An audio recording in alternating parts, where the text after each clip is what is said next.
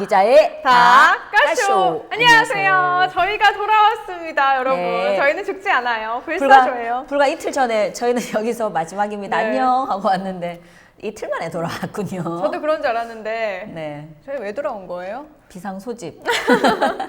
사생혈당 네. 비상소집. 맞습니다. 총선이 끝이 났는데 민주당의 전국적으로 보면 완전한 압승이에요. 그런데 경북을 보면 통합당이 또 압승이에요. 네. 그렇죠. 네, 이게 너무 상반됐기 때문에 저희가 이걸 그냥 지켜볼 수는 없다. 왜 이렇게 경북에선 미래통합당이 항상 빨강색을 차지하는지 조금 이제는 더 핑크색. 이젠 핑크색. 네, 우리 경북의 선거 결과가 뭐 어떤 분들은 예상이 됐다라고 하고 또 어떤 분들은 많이 지형이 달라졌다라고 얘기를 하시는데 저는 개인적으로 네. 많이 놀랐어요. 아니, 그죠. 히스트라다무스의 예언과는 좀 달라졌어요. 이제 히스트라다무스는 없는 걸로. 네. 히스트라다무스 아니고 그냥 이정희 기자, 사실입니다. 제가 강하나의 히스트라다무스 프레임에 빠져가지고 진짜 그런 줄 알고. 네, 근데 정말. 왜 이번에 예상했던 것과 그럼 어떤 점이 좀 달랐던 거예요? 저는 이제 뒤에 얘기를 하겠지만 전국적으로 민주당이 압승, 경북은 참패, 그리고 미래통합당이 전국적으로는 기록적인 참패 그렇죠. 헤어날 수 있을까 하는. 네. 근데 경북에서는 완전히 건재함을 다시 한번 드러냈거든요. 네. 그래서 이런 부분에 대해서 생각보다는 너무 그게 극단으로 치우쳤다. 맞습니다. 이런 생각이 들었고. 전반적으로 보면 지역구 비례대표 보면 더불어민주당은 180석이에요. 무려 60%. 그렇죠. 민주화 이후에 최대 의석을 가져갔습니다. 네, 그렇습니다. 그런데 반면에 미래통합당은 103석.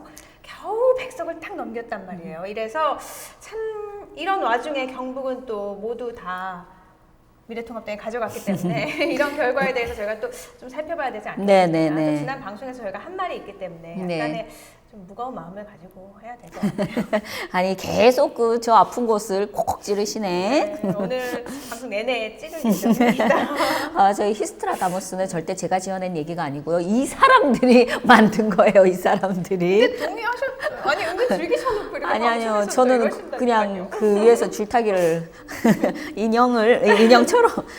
어쨌건. 네, 안동 예천 선거구부터 보면은요, 김영동 후보가 무려 47.1% 득표율로 당선이 됐습니다. 어떻게 생각하세요? 이제 경북의 특징을 한번 살펴봐야 될 것 같은데요.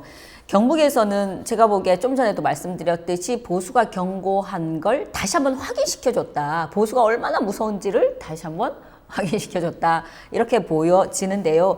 그 예를 안동 선거구, 또 우리 안동 예천 선거구죠. 그리고 영주 영양 봉화 울진 선거구 이런 데에서 확인을 할 수가 있어요. 네, 안동 예천부터 보면은 김영동 후보가 당선이 됐잖아요. 일찌감치 좀 결정이 됐어요. 그러니까요. 많은 분들이 지켜보면서 야 이렇게 쉽게 끝날 거였나? 이렇게 그러니까요. 생각을 네. 하셨던 것 같아요. 저 역시 그랬고요. 제가 이제 지난 이틀 전에 녹화 때 예천에 48시간 흐른 전이 아직 아닙니다. 아니 여보세요. 그만 찌르라고. 네. 예천의 득표율이 얼마나 되느냐가 되게 중요하다라고 그렇게 말씀을 말씀드렸잖아요.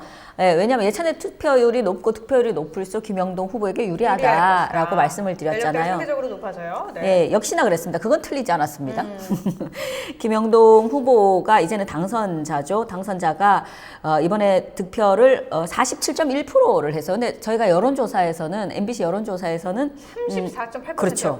그러니까 이거보다 13%포인트 굉장히 많이 더 득표를 한 네. 거거든요. 그런데 여기서 예천의 득표율을 보면요. 59%예요. 60%에 가깝습니다. 그러니까 이건 뭘 말하냐면 예천에서 압도적인 지지를 보내왔고 또 그 김영동 후보가 막판에 굉장히 여러 의혹들이 제기가 많이 됐었잖아요. 그렇죠.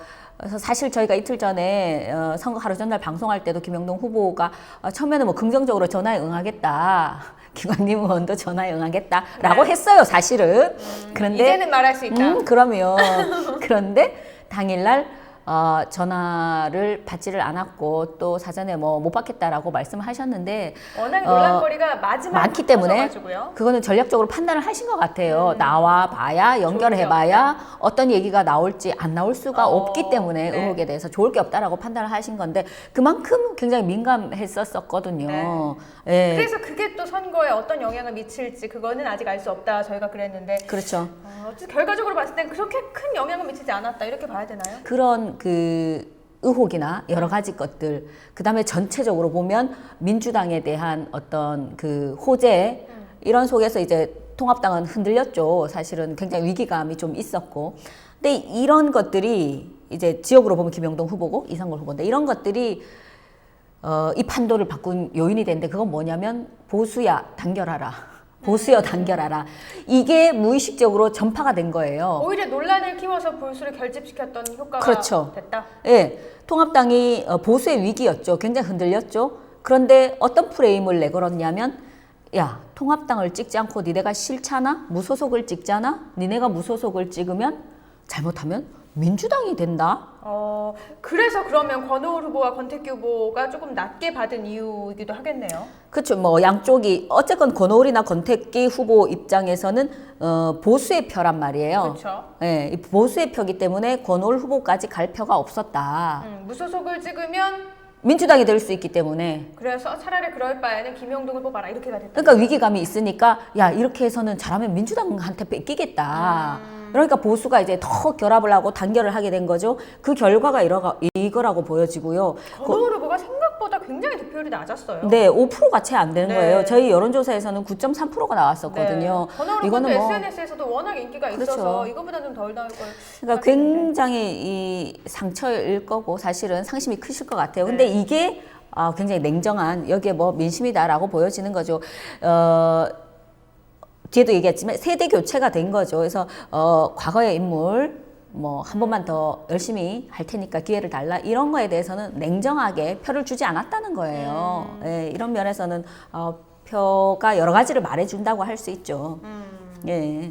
영주 영양공화 울진군 박형수 후보가 압도적이에요. 55.83% 득표율로 당선이 됐잖아요. 이것도 일찌감치 결정이 됐어요. 네, 그렇습니다. 우리 지역 다 재미가 없었어요. 다 일찌감치 돼서 제가 개표 방송을 하면서도 네. 벌써 나왔네 이러면서 했거든요. 저희가 당선이 이제 유력, 확실, 당선 이렇게 뜨잖아요. 네. 그래서 유력, 확실히 뜨는 동시에 저희가 박형수 후보한테 연결을 하려고 LTE로 뉴스 시간에 후보자를 바로 이제 연결을 하려고 전화를 했어요. 했는데 박 후보님 어디십니까? 이미. 했더니 첫 마디가 아니 박빙이라면서요.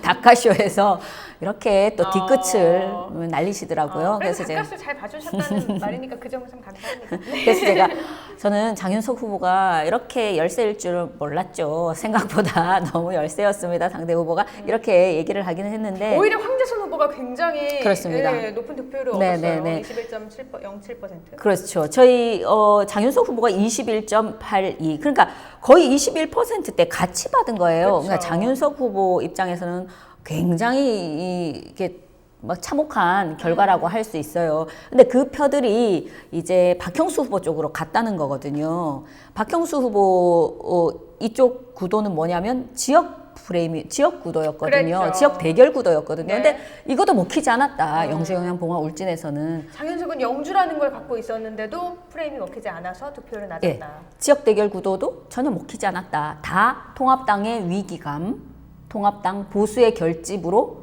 빨려 들어간 거죠. 예. 저희가 분석을 하고는 있지만 상주 문경 이미자 후보가 64.8% 득표율, 군의의성 청송 영도 김희국 후보는 무려 79.3%예요. 예, 아마 전국 손가락 안에 들어갈 거예요. 그리고 아마 탑 거의 득표. 전국에서 가장 먼저 결과가 나왔던 곳도 바로 이 군의의성 청송 영덕일 것 같아요. 네. 출구 조사를 했는데 너무 높게 나온 거예요. 말도 그래서 안 되게 처음부터 그래서 저희가 바로 연결을 했죠. 그런데 하자마자 열자마자 됐구나. 사실은 김희국 후보 입장에서는 이제 이 선거구가 갑자기 바뀌어졌어요. 네. 그래서 각 당에서도 이 선거구에 대한 후보가 없었던 거예요. 후보를 갑자기 찾아고. 그래서 네. 김희국 후보 같은 경우에는 공천이 확정이 되고 나서요. 경선을 했지만 공천이 확정이 된 게 3월 20일이었거든요. 3월 20일이고 선거는 4월 15일이니까 그러면 25일. 이에요. 불과 25일 만에 공천을 받고 25일 만에 당선이 되신 분인데요. 그러니까 네. 본격적으로 공천을 받고 달리기를 시작한 건 25일밖에 안 된다는 거죠. 그러니까 뭐 굉장히 행운 아이는 아니죠. 행운의 사나이. 네, 일 수 있는 거고, 반대로 강부송 후보 입장에서는 생각지도 않았는데 어쨌건 민주당에서 후보를 이번에 힘겹지만 전 지역구에 후보를 내자라고 했기 때문에 강부송 후보가 나서게 된 거고, 뭐 이런 경험들을 하게 된 거죠. 상주문경 이미자 후보도 충분히 예측이 사실 가능했죠. 이한성 후보가 사실은 이미자 후보의 조금의 견제가 되지 않을까라는 생각을 했었는데 결과는 무참히 그냥 깨져버린 거예요. 네. 왜냐면 이한성 후보 여론조사 15% 나왔는데 실제로도 15%대 득표율밖에 못했거든요.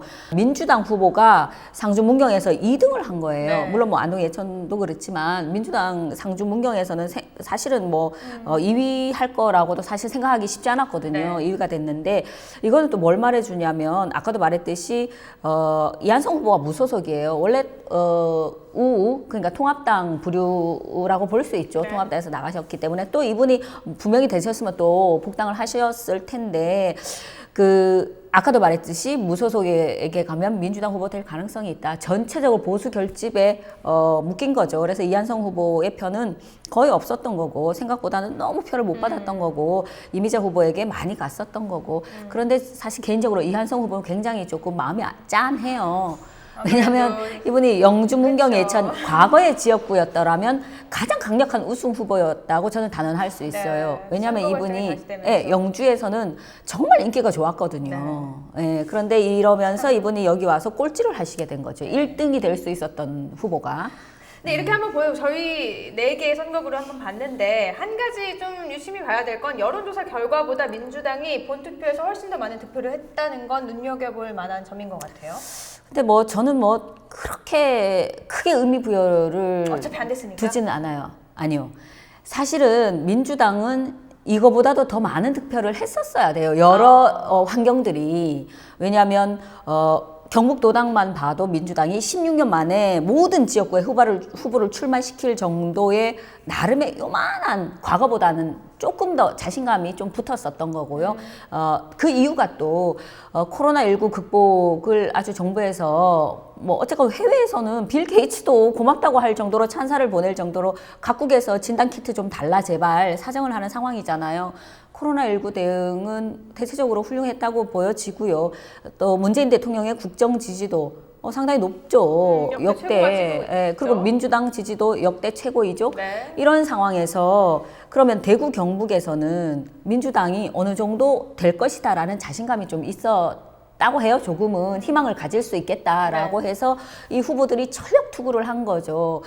제가 오늘 이 선거 분석 무참했죠. 그러니까 그런 거에 비해서는 민주당 지지율이 저는 이게 높다라고 보여지지는 않고요. 근데 이렇게 말씀하셨을 때 민주당이 엄청나게 노력을 하고 물론 후보들은 그렇게 했지만요. 딱 봤을 때는 후보들의 경쟁력이 그렇게 있지 않잖아요.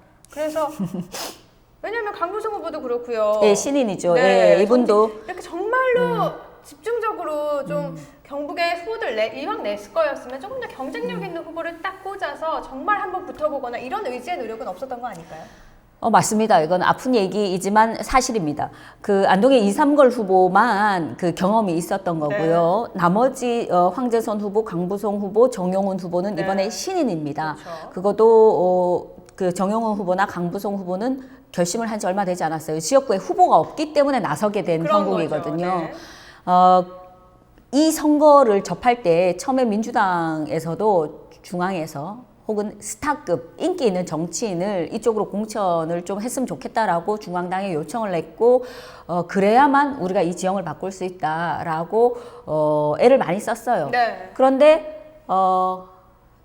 없었죠. 어차피 민주당이 봤을 때는 경북이 험지니까요. 그렇죠. 과거에도 사실은 이 이전까지는 더 어떻게 보면 민주당이 경북을 내팽개쳐놨다. 이런 비판이 상당히 많았고 본인들도 아마 일정 부분 인정을 할 거예요. 그런데 이번에는 좀 다를 거라고 작심을 하고 지역에서도 요구를 했지만 여전히 이 지역에 내려올 민주당 후보는 없었다. 그러니까 누가 그 험지에 가서 김부겸 후보를 보면 아시잖아요. 대구에서 안 장관까지 지낸 분이고 네, 대선을 노린다고 김포에서는 국회의원을 충분히 지내셨는데도 네. 대구 내려오셨는데 떨어지셨죠. 네.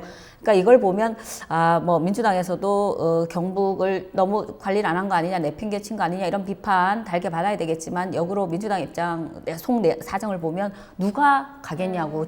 거기가 지옥인데 네. 지옥이란 말 지옥까지예요? 아니야. 경북이? 민주당 입장에서는 오해하실 것 같은데 거기 가면 죽음인데 누가 오겠냐는 거죠.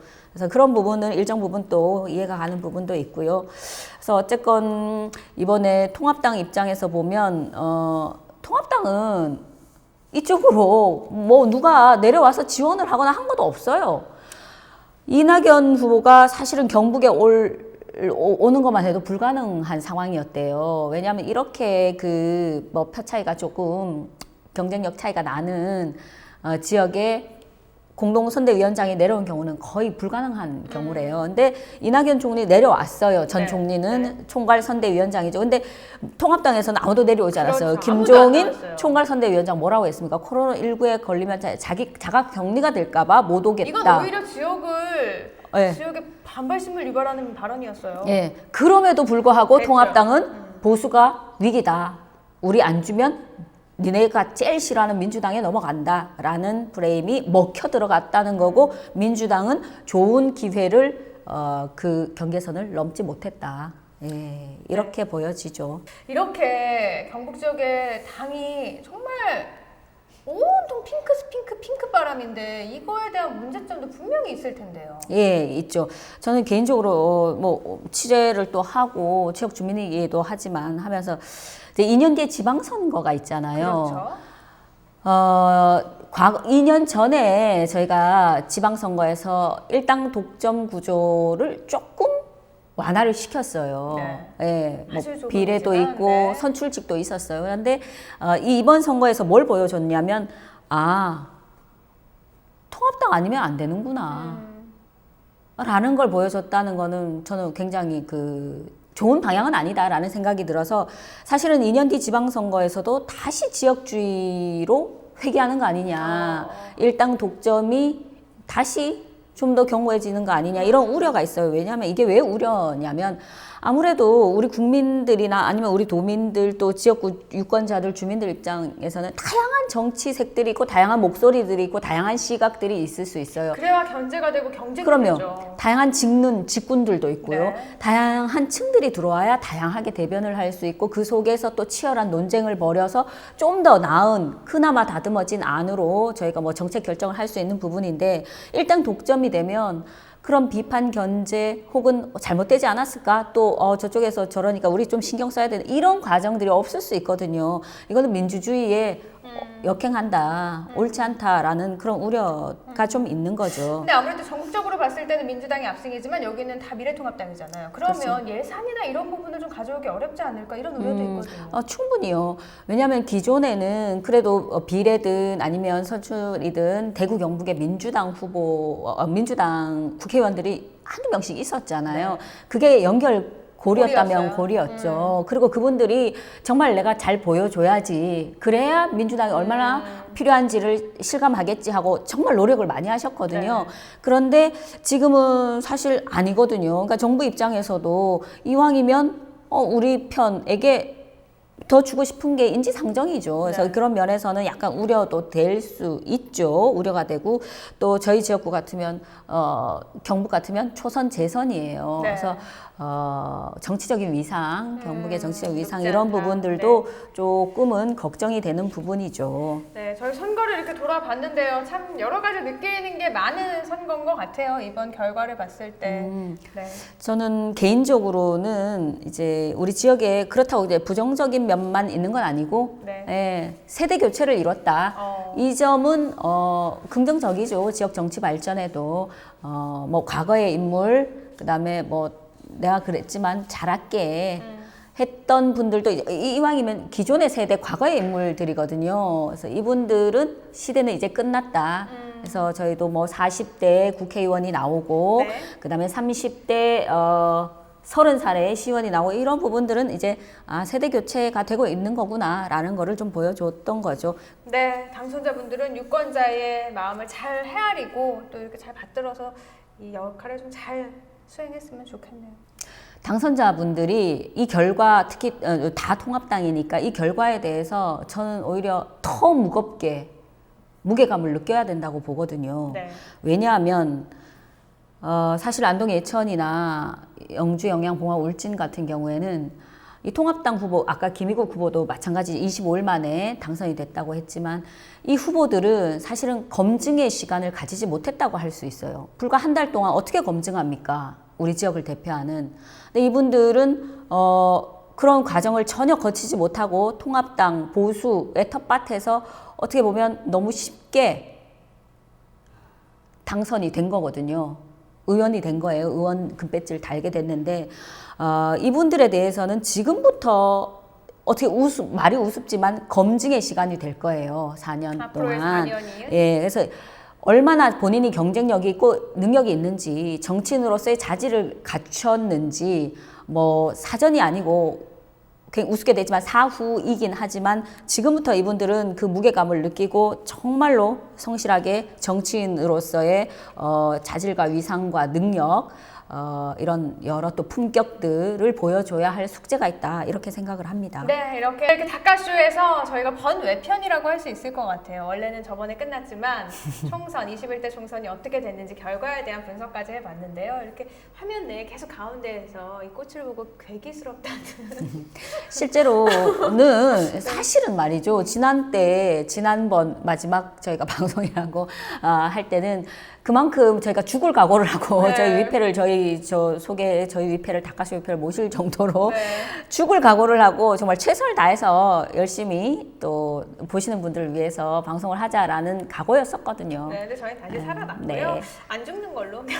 마치 화장실 갔다가 볼일만 보고 나온 듯한 느낌이 들어서 마지막 마무리까지 해야 되겠다라는 생각에서 저희가 또 이틀 만에 다시 나왔습니다. 광고해주신 분들 한 분 한 분 감사의 마음 담아서 또 소개를 해드릴게요. 정말 고맙습니다. 네, 사회적경제허브센터, 서울꽃화원, 주울산업개발, 경북항공 지역대리점, 안동명품 안동간고등어, 그리고 이순자 안동생강 상쾌한 모계, 효광기획, 네, 그리고 마지막으로 의성군 장애인 작업장에서 저희 닭가쇼를 응원해 주셨고요. 너무 감사드립니다. 네, 끝까지 함께해주신 시청자분들도 감사드립니다.